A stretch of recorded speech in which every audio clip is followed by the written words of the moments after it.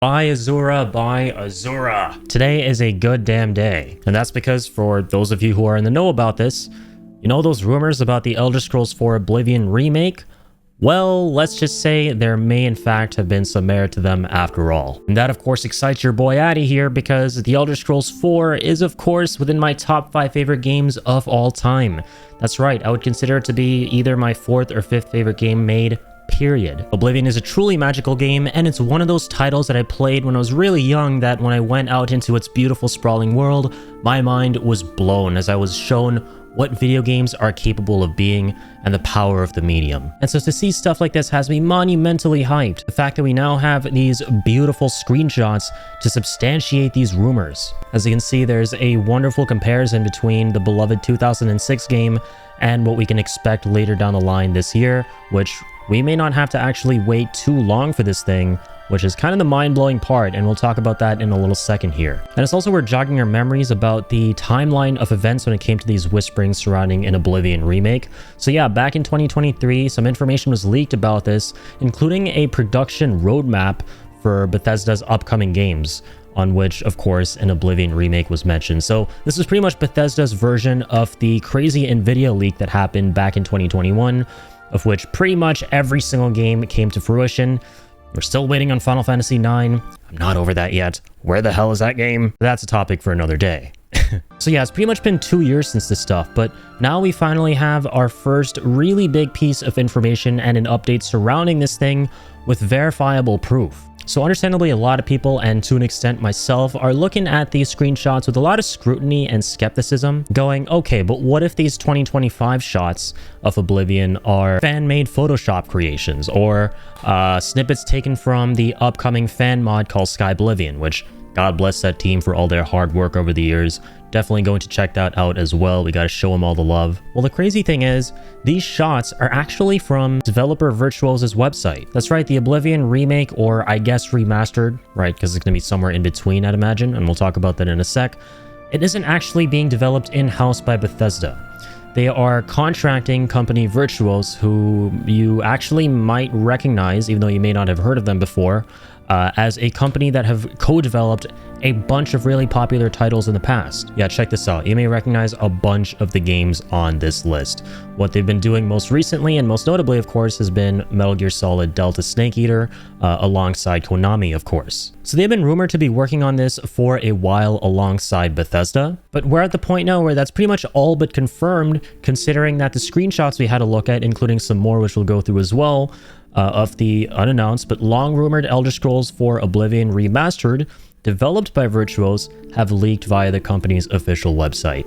And of course, they were immediately taken down. But this is the interweaves, where nothing is truly ever taken down, of course. So we have these beautiful comparison shots that we took a look at earlier ourselves via a tweet. This one goes really hard. This is probably going to be the cover art for the game, I'd imagine. One of the many blades going up against the gate of Oblivion.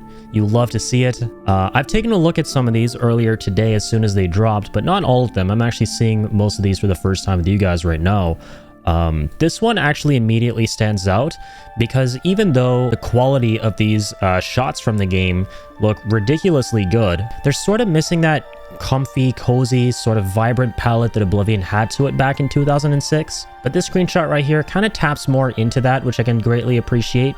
It just looks like the weather in this one is a lot clearer, which that's another really cool thing, right? Being able to see all these weather systems now within this beautiful 2025 version of the game. And of course, there's our beloved Oblivion Gate that we're going to be able to hop into to take on the accursed plains of Merune's Dagon. Oh my god, man. Seeing these screenshots takes me right back to 2007 when I played through this entire game for the very, very first time, right? It's just going to be a magical experience walking through the fields of Cyrodiil again, and also fighting all the scamps and cronies of Dagon, alongside NPCs who bump into each other, walk into lava, get crushed by traps inside of dungeons, while ranting on and on about random nonsense like necromancy and what have you. It's going to be amazing. I would hope, right? Considering that from what I've heard, and we'll go over this in a second, that all the game logic and AI logic is going to be the same as the goofy 2006 version, while it's really just the graphics systems and a couple of the gameplay systems here and there that are going to be largely overhauled in this, yeah, pretty much remaster. But a ridiculously high quality one at that. I really hope all the goofy NPC stuff is still in the game. What do you want, you? What do you want, you rat? Please, Bethesda, preserve the memes. Really excited for this, man. And now, of course, here's the big one, and it's a really small image, so to zoom in, we'll pixelate it a bunch, but we can kind of get the gist of it here. The official page here for the product, which, of course, confirms that this is, in fact, a remaster. And it seems like our intuition would be correct, considering that this blade that we said would be on the cover art of the game is, in fact, on the cover art of the game here. There's also some kind of deluxe edition, which comes with a couple of extra goodies. There's, oh my god, is that the horse armor? That's absolutely hilarious. Oh my god. One of the first cosmetics ever in video games to dramatically alter the course of human history is being included in the remaster as a bonus item. I kind of love that. That is hilarious to me. So yeah, this is what ultimately defeated my skepticism, was realizing the sheer quantity of screenshots and, of course, stuff like the official information here from the developer's website itself. So pretty much, yeah, this game exists. It is very real. Now here's the real kicker that everyone's been talking about these past few hours, right? It's the fact that this game is going to be announced and shadow dropped during the week of April 21st. That's in 6 days. Yeah. Now that part I'm still a little bit skeptical on. I think that would be insane if it were to happen. But at the same time, when you consider that this isn't a full-on remake and it's just a ridiculously high-quality remaster that isn't fully being developed by Bethesda themselves and is more of a side project that they've contracted Virtuos to work on, the whole thing is probably a relatively inexpensive endeavor that's going to be a direct-to-Game Pass type situation. So it wouldn't be entirely out of the ordinary if there wasn't a lot of marketing leading up to this game's release, and if it were to just, you know, be shadow dropped onto Game Pass day one. At least I'm hoping this goes directly to Game Pass. That would make a lot of sense, right? As for whether or not this will be a multi-platform release, my mind immediately goes to no. I feel like this is something that will only really be on Windows and Xbox. But it says here that the leaked images feature logos not just for the Xbox and PC, but PS5 as well. So maybe we'll be getting this on PlayStation in addition to all the Microsoft systems. It's also worth mentioning what this stuff will kind of be like from a technical point of view. We've seen these ridiculously high quality screenshots of the game. That's because it's going to be made in Unreal Engine 5. But I believe that's just for the graphics and for some of the gameplay systems here and there. The creation engine which this game originally used is still serving as the backbone for pretty much everything else here, which to go back to a point we were making earlier, is probably going to allow for all of the goofy old systems that added a lot of charm to Oblivion to still exist. Like, I'm hoping to be able to run through a version of Cyrodiil like in these 2025 screenshots alongside the adoring fan, pissing my ass off, who I can then just shove off of a mountaintop, have him land, have him die, and then a guard walk over, kneel down, look at his body, and say, "This is horrible. Who could have done this?" while eating a poisoned apple and then dying. Yeah, that's Oblivion in a nutshell. They better keep the essence of that in the 2025 re-release here. Except in Unreal Engine 5 graphics, of course. And I get that this is going to be a project with Bethesda involved, so you just know that means it's probably going to be a little bit cursed on the optimization and performance front.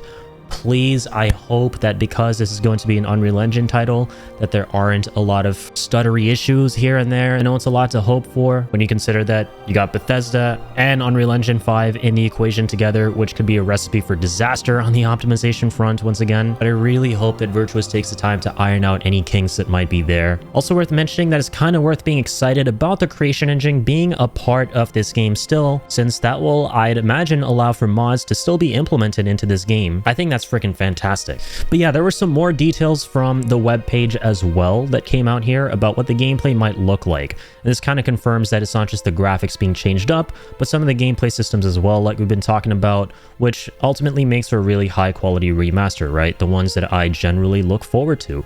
This might be some kind of a, you know, Crisis Core reunion type situation, which to me is the most perfect remaster ever made, where it's ultimately the same game, but just a ridiculously polished, definitive way of experiencing it with current generation toppings. So we have some information about some of the combat stuff. So blocking is now inspired by Souls-like games. I don't know what that entirely implies. I love Souls-likes and Soulsborns. It's my favorite subgenre. But how would that translate to the blocking from the original Elder Scrolls 4, the first person blocking with the shield? I wonder. Kind of worth thinking about. Sneak icons are now highlighted, which is super nice. Yeah, the HUD and UI in Oblivion definitely haven't aged super well. Aesthetically, it has its charm to it, but in terms of informing the player, there's definitely room for improvement, and the little eye thing that you get when you're sneaking about could definitely stand to be improved, so I'm glad they're focusing on that. And yeah, this is another thing that is very yesteryear, is the stamina system. OG Oblivion didn't really have the stamina system we think of today, where when you perform physically exerting actions like sprinting and power attacking, the bar gets depleted and you'll have to wait for it to replenish over time in order to do more of those actions. Instead, as opposed to the game actually allowing you to do things like sprinting and power attacking and what have you, the stamina bar, which I think was called the fatigue bar or fatigue system, governed the effectiveness of simple actions like attacking and then blocking and etc. Right? How powerful your attacks would be, how much I think damage you would mitigate from blocking, stuff like that. So very old, outdated system that it seems like they're streamlining here, which, you know, I'm actually kind of looking forward to. I've tried replaying Oblivion over the years, and it's always felt really weird not having a sprint mechanic, so I would hope now that they add in a bunch of new traversal elements and combat features, you know, like sprinting and power attacking, that deplete your stamina in like a more contemporary way. Of course, the entire HUD is going to be changed. We were just talking about that. That's kind of a given. Hit reactions being added is so nice. It's going to add a really visceral layer to things. I am, of course, going to miss the goofy charm that the game had when you'd have characters just standing idly, making painful noises like while eating poisoned apples and stuff, and then just collapsing into the chair dead. Now, whenever they take any damage from like swords, axes, poison apples, whatever it is, they're actually going to be flailing all over the place. Me, me, me, me, me, me, me, me, me, me, me, me, me, me, me, me. Me, me, me, me, me, me, me, me, me. Hey. Maybe that'll make it even funnier. We'll have to see what the ragdoll physics is like in this game and what these hit reactions manifest themselves as. Archery being overhauled as well could be really nice for the game. This was a really simple and rudimentary sort of mechanic in the original Oblivion. From what I remember, the archery felt really floaty in the game, and all that really impacted its damage, I think, was the marksman stat. But when modern changes to the system, they could really make it so that depending on how you shoot and where you shoot the enemies, they'll either take more or less damage. Because yeah, initially it was based on your skills like marksmanship and sneak and what have you, that govern your ultimate damage output. And this really just makes me think of what the skills and leveling systems are going to be like in this Oblivion remaster. Are those going to be entirely overhauled? It's kind of interesting that nothing here mentions any of that, and that's pretty much like the biggest elephant in the room in my opinion. We'll have to see, dude. All in all, I can't believe that this is happening, and I am incredibly stoked. The past 2 years, I'd kind of shrug off these rumors, right? Because there was really nothing, like I said before, to substantiate the stuff.